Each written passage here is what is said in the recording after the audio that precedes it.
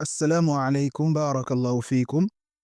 Nous continuons toujours notre étude du vocabulaire arabe. Nous sommes toujours sur la thématique du Ramadan, le vocabulaire arabe du Ramadan. Nous sommes toujours dans le cadre de la première saison et nous avons dit, Inch'Allah Ta'ala, dans cette saison, nous allons étudier 30 mots de vocabulaire arabe, accompagnés des exemples de phrases en arabe et en français. Et enfin, nous voyons également al-mufradat, c'est-à-dire les vocabulaires dans lesquels nous rappelons les mots de vocabulaire étudiés. Comme vous savez, vous avez la possibilité de télécharger les PDF de nos cours sur notre plateforme Telegram. Vous allez trouver le lien dans la description de cette vidéo.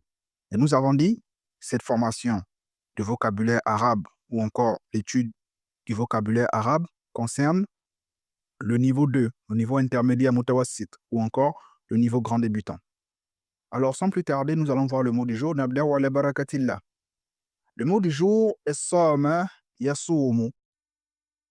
Nous allons faire comme nous avons vu pendant le premier cours. On va se poser la question. Est-ce que Sama, c'est un ism? Est-ce que c'est un nom? Est-ce que c'est un fi'l? Est-ce que c'est un verbe? Est-ce que c'est une harf? Est-ce que c'est une particule? Nous disons Sama est un fi'l, c'est un verbe. Pour quelle raison? Parce que Sama a un lien avec le temps. Sama, c'est le verbe jeûner au passé. Il y a Soumu, c'est le verbe jeûner au présent. Donc nous constatons qu'il y a un lien avec le temps. Si on dit Sama, on traduit par il a jeûné. Yasumu, il jeûne. Donc nous constatons qu'il y a un lien avec le temps. Par exemple, si on prend le verbe dhahaba, c'est le verbe partir. Si on dit dhahaba, il est parti, yadhabu, il part. Donc il y a un lien avec le temps. Et par contre, si on prend Muhammad, Muhammad au passé, au présent, au futur, on ne sait pas. Si on prend Shahr, Shahr au passé, au présent, au futur, on ne sait pas. Si on prend Baytun, Baytun au passé, au présent, au futur, on ne sait pas. Il n'y a pas de lien avec le temps, donc c'est un isme. Alors nous allons voir notre première phrase. Nous avons la phrase Yasumul abu fi shahri Ramadan. Nous connaissons Yasumu, c'est tout simplement le verbe sama, mais au mudari'. Sama, c'est le verbe jeûner au passé. Yasumu, c'est le verbe jeûner au mudari' au présent. Al-abu, ça signifie le père. Nous avons ab, qui signifie père. Al-abu, on traduit par le père, car nous avons mis le al pour le ma'rifa. C'est un signe du ma'rifa. On traduit ça par le, la, les ou encore l apostrophe. Nous avons fille, fille qui est une harf. Ici, c'est une harf ou jar. Donc, le mot qui vient après, le ism majrour, doit porter la kasra. Par exemple, la canarifi, shahari. Le shahr porte la kasra. Et nous savons ce que signifie shahr. C'est notre premier mot que nous avons étudié. Nous avons Ramadan. Ramadan, nous savons également ce que ça signifie. C'est notre thématique. Alors, comment on peut traduire cette phrase? Yasumul abu fi shahri Ramadan. Vous pouvez essayer chez vous, Inch'Allah. Vous mettez tout simplement la pause. Vous essayez de traduire. Ensuite, vous enlevez la pause et vous allez voir la traduction que nous allons mettre. Donc, nous traduisons cette phrase en disant le père jeûne pendant le mois de Ramadan. Yasumul abu fi shahri Ramadan. En français, on dit le père jeûne pendant le mois de Ramadan. Vous avez constaté, nous avons commencé par le verbe. Généralement, si vous avez un verbe, vous voulez faire une phrase en langue arabe, commencez par le verbe. On a dit yasumul abu. Et le verbe soma, yasumu, c'est au présent. C'est une action qui se déroule dans le présent. Yasumul abu, le père jeûne. Fi, attention, on ne traduit pas fi par pendant. Fi signifie dans. Dans, D-A-N-S. Ça ne signifie pas pendant. Donc on peut traduire le père jeûne dans le mois de Ramadan. Mais c'est plus correct de dire le père jeûne pendant le mois de Ramadan. Ensuite, nous avons Shahri Ramadan. On traduit par le mois de Ramadan. Nous savons déjà pourquoi le mot Ramadan n'a pas de al. Nous avons dit c'est un ismu ma'rifa. C'est un ismu ma'rifa parce que à la base, c'est d'abord un ismu alam. C'est un nom propre. C'est un nom propre.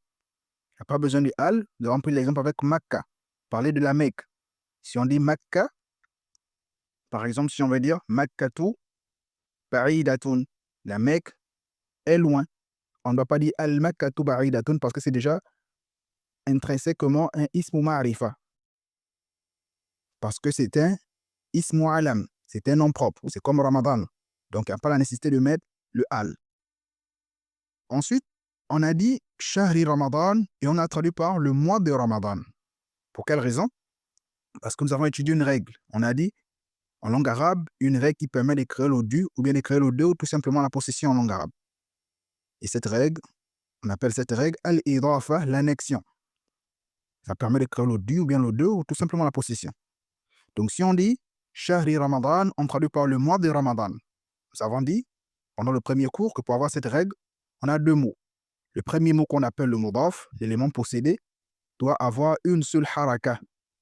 Et on n'a pas dit que est-ce que c'est une kasra, une fatha ou bien une dhamma. On a dit c'est une haraka. Ça peut être la fatha, ça peut être la kasra, ça peut être la dhamma. C'est en fonction de la situation du mudaf. Par exemple, ici, vous constatez qu'on a mis la kasra. Mais dans le premier cours, c'était la dhamma. Lorsqu'on a dit Shahrul Qur'an, le mois du Coran, Shahrul Siyam, le mois du jeûne, ici on a mis la kasra à cause du fi. C'est un ism majrour ici. On m'a dit fi shahri. Donc le fi a imposé la kasra sur le shahr. Et le shahr qui est en même temps un mudaf, l'élément possédé. Ensuite, nous avons dit le mudafun ilayh. Le possesseur doit être majrour. Majrour, nous avons dit, pour ne pas rentrer dans les détails, c'est tout simplement le fait d'avoir soit une seule kasra, soit deux kasra. Il faut savoir que majrour ne se limite pas seulement à la kasra. Majrour va avoir également d'autres déclinaisons. Donc, Shahri Ramadan, on traduit par le mois de Ramadan. Mais pourquoi nous n'avons pas mis la kasra sur Ramadan? On a laissé ça comme ça parce qu'on va réfléchir ensemble. Est-ce qu'on doit dire fi shahri Ramadani? Est-ce qu'on doit dire la phrase Yasumul abu fi shahri Ramadani? Le père jeûne pendant le mois de Ramadan. Il faut savoir que cette phrase est erronée. On ne dit pas fi shahri Ramadani parce que le mot Ramadan ne prend pas de kasra. Il ne faut jamais mettre la kasra sur le mot Ramadan. Pour quelle raison? Parce que le mot Ramadan rentre dans une catégorie qu'on appelle al-mamnu' min as-sarf. C'est une catégorie en langue arabe qui n'accepte pas de prendre la kasra. Inch'Allah ta'ala, nous allons étudier ce cours sur les formations sur le nahr, sur la grammaire, notamment pour le niveau avancé, mutaqaddim. Donc, fi shahri Ramadan, qu'est-ce qu'on doit mettre? Ça ne doit pas être la kasra. Parce que Ramadan rentre dans une catégorie qu'on appelle al-mamnu' min as-sarf. Il n'accepte jamais les kasra et il n'accepte pas les tanwin. On ne peut pas dire Ramadanun, Ramadanan ou Ramadanin. On ne peut pas également dire Ramadani. Ça n'accepte pas le tanwin et ça n'accepte pas la kasra. Alors, qu'est-ce qu'on doit dire? Au lieu de mettre la kasra, on met la fatha. Au lieu de mettre la kasra, on met la fatha. Donc, au lieu de dire fi shahri Ramadani, on va dire fi shahri Ramadana. Lorsque vous devez mettre une kasra et que vous êtes face à cette catégorie qui est al-mamnu' min as-sarf, vous mettez la fatha. Nous avons également al-alam al-mu'annath, c'est-à-dire les noms propres féminins, comme Fatima. Fatima n'accepte pas la kasra, parce que c'est un nom propre féminin. On ne dit pas Fatimati. Non. Ça n'accepte pas également le tanwin. On ne dit pas Fatimatun, Fatimatan ou Fatimatin. Ça ne se dit pas. Pareil que Zainab. On ne peut pas dire Zainabun, Zainaban ou Zainabin. On ne peut pas également dire Zainabi. Pareil que Aisha. Ce sont des noms propres féminins. On ne dit pas Aishati, Aishatan, Aishatin, Aishatun. Ce sont des noms propres féminins. Ils n'acceptent pas le tanwin en langue arabe, encore moins la kasra. Ils n'acceptent pas ça. Donc, c'est important de connaître cette notion. Inch'Allah, nous allons étudier cette notion en profondeur lorsque nous allons voir les cours sur le nahu. Nous avons également al-alam al-a'jami, c'est-à-dire les noms non arabes. Par exemple, Ibrahim. Ibrahim, c'est un nom qui n'est pas arabe. Donc, on ne dit pas Ibrahimi. Par contre, si on doit dire Ibrahimi, on change, on met la fatha, on va dire Ibrahima. Avec Yaqub, ça n'accepte pas la kasra, ça n'accepte pas le tanwin. On ne peut pas dire Yaqubun, Yaquban, Yaqubin ou bien Ibrahimun, Ibrahiman, Ibrahimin. Il y a plusieurs catégories, Inch'Allah. Nous allons étudier en profondeur ce cours sur le Nur min as-sarf. Pour le moment, nous pouvons nous limiter à ces deux catégories. Le al-alam al-mu'annath, les noms propres féminins, al-alam al-a'jami, les noms non arabes.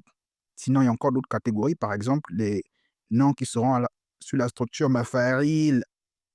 Si vous voyez un mot qui est sur la structure, sur le modèle, al-wazn, mafa'il, ça n'accepte pas la kasra et ça n'accepte pas également le tanwin. Par exemple, si on prend le pluriel des clés, les clés en langue arabe, c'est miftah. Si on dit mafatih, ici, donc, c'est sur ce modèle, on ne va pas dire mafatihun, mafatihan, mafatihin ou mafatihi, ça ne se dit pas. Au lieu de dire mafatihi, on va dire mafatiha. Ça n'accepte pas le tanwin, ça n'accepte pas la kasra. Donc, c'est important de connaître cette notion. C'est une notion très importante en langue arabe. Pareil que ceux qui seront sur le modèle mafa'il, comme le pluriel des mosquées. On dit masajid. On ne va pas dire masajidi, masajidan, masajidun ou masajidin. Non, pas de tanwin, pas de kasra.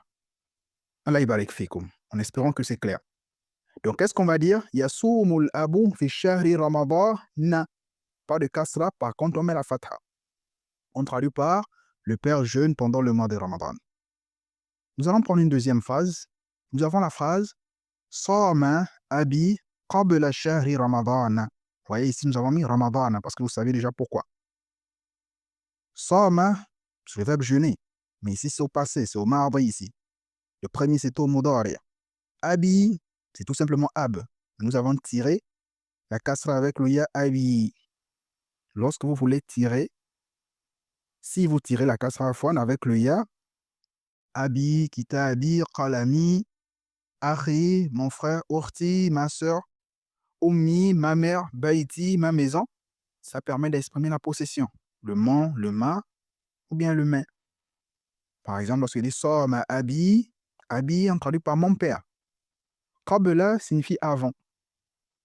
Mais attention, le mot qui vient après qabla doit être majrour.